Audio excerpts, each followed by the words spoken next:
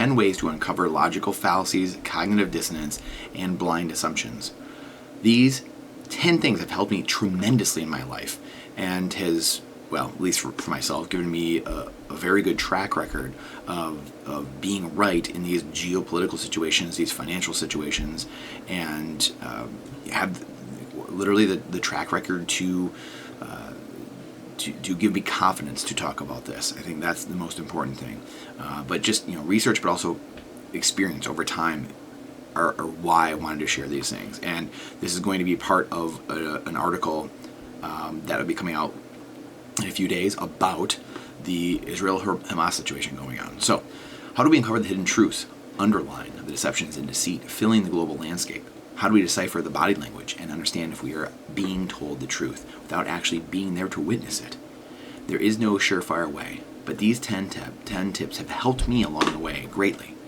Number 1, diverse sources. Consume news and information from a variety of sources with different perspectives to gain a more comprehensive understanding of complex issues. Number 2, fact-checking.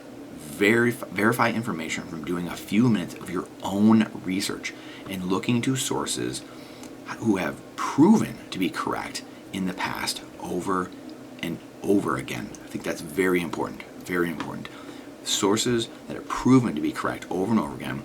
However, the law of polarity says someone who's proven to be wrong again over and over and over again is also an amazing fact-checking source as well, because you can take the exact opposite of that and have, with almost 100% accuracy, an example of someone who can give you a great data point. Someone who would be wrong all the time would be someone like Paul Krugman, the Nobel Peace Prize winning Paul Krugman, the man who said the internet was a fad, wouldn't be more than the fax machine, someone that is constantly wrong with inflation and his only job being having to be right about that, and is constantly wrong over and over and over again, saying Bitcoin was going to die over and over and over again over the last 10 years. And there's countless more that I'm sure people will share in here as well, but it's not the point of this article to talk about Krugman. But someone who's always wrong is just as important as someone who's always right. So finding these sources are very, very important to help you source your information and not have the wrong information. Number 3, critical thinking.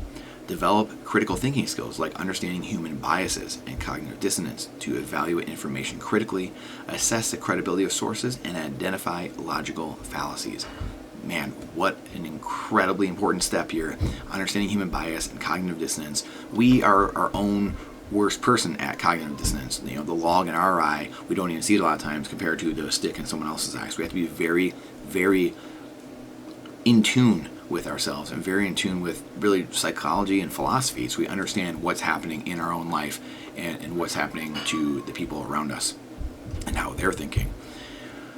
Number 4, media literacy. Educate yourself on media literacy to recognize bias, propaganda, and misinformation. Who are generally the organizations or personalities that have certain viewpoints, or better said, as Nolan Bowerley says, a follow the money analysis. I believe Scott Adams talks about this, BJ Dichter. There's many great people out there who I believe all are Canadians. I think Scott is too. And following the money, as Nolan Bowerley says, following the science is generally not how you're going to get the right answer. You want to follow the money, and you're going to get much closer to the truth. Number 5, primary sources. When possible, access primary sources or official statements to gather information correctly. Number 6, cross-referencing.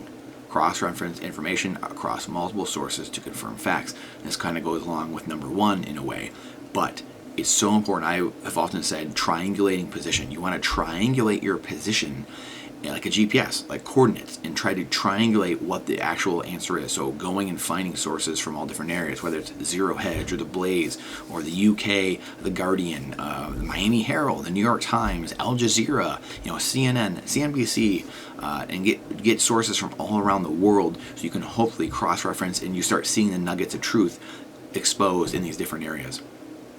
Number 7, discernment. Be aware of sensationalism and emotionally charged language in news reporting.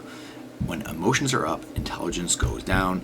There's an article here as well, again, the Wall Street Journal. about Robert F. Kennedy shifting to independent presidential bid, potential spoiler in 2024, and the subheadline is RFK Jr.'s conspiracy-laden views could draw voters from across partisan lines. So what did you see there? They're telling you right there, they're framing it as he's conspiracy theorist, he's conspiracy-laden. They're just out there just saying it, right? That's sensationalism, that's emotionally charged language, that's their opinion. They think that's the case. But is it? Right? You should be the one to decide, not them telling you what it is. And I'm not sure, I don't even think this is an opinion piece either. No, it's just in the politics section. So, a great example, again, of not getting caught up in this, right? Intelligence goes down when emotions go up. Number 8, body language, a really, really important one. Reading up on some simple techniques, but also use your intuition and your gut, more importantly.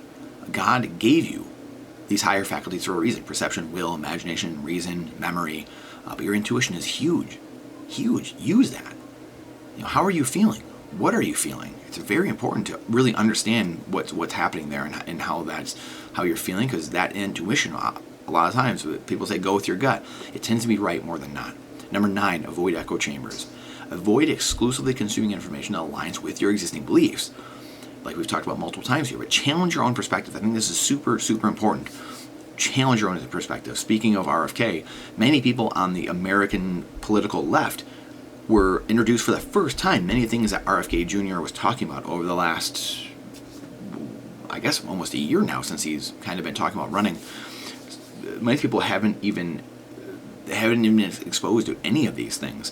Many things that he was saying, there have been incomplete echo chambers on CNN and MSNBC. It happens on their side too, but I'm just giving you an example we just talked about.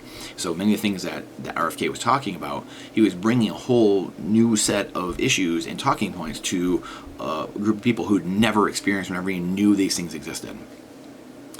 Number 10, be skeptical of conspiracies and mainstream narrative alike. Do your own research, ultimately, and question everything with boldness. Seek truth in all that you do. If something doesn't add up, then dig deeper. Right? One of my good friends, Zach, the Village Idiot, says there you can accept truth, you can deny truth, or you can submit to truth. We want to submit to truth. We want to find truth and then submit to it. Use them to our advantage. We can say, oh, I get it. Gravity is gravity. Or we can say, oh, I don't believe in gravity. Or we can say, hey, gravity is this. I accept it. I'm going to submit to it. I'm going to use the laws of gravity to my advantage. I'm going to build this incredible, airplane. I'm going to use the laws of gravity to my advantage. I'm going to build this airplane. It's going to fly. We can use these things to our advantage, and that's submitting to truth. This is not a full list of everything you could do to sharpen your ability to discern fact from fiction, but it is a great head start. This has helped me tremendously over the years, and has always made me wonder why they don't teach everyone this stuff in schools. That was a rhetorical question. Stay strong. I appreciate you coming to my TED Talk today. Let me know your thoughts and comments, maybe some stuff that I missed in here that you would add. These are just the things I've been thinking about and adding to my own list, and wanted to put this out there. Again, a lot of that stuff is for my posterity. It's for my children to see it, quite honestly, and to how to build a framework, a book that I'm working on, the frameworks to how to live your life. And again, it's trying to live as close to the truth as possible, as close to the truth, finding the truth, and submitting to truth. That's how you're going to get the furthest ahead in life. When you further you get away from truth, the harder your life's going to be. So I appreciate you coming to my TED Talk. Question everything with boldness, even the existence of God himself. Trust but verify. This is not financial advice, it's freedom advice. And please share this out, because the algorithm really, really does not like truth. Really doesn't like it. So please help us share this out. Get us closer to truth. Let us overwhelm the system with positivity and light and disinfect the darkness. We'll see you on the next one.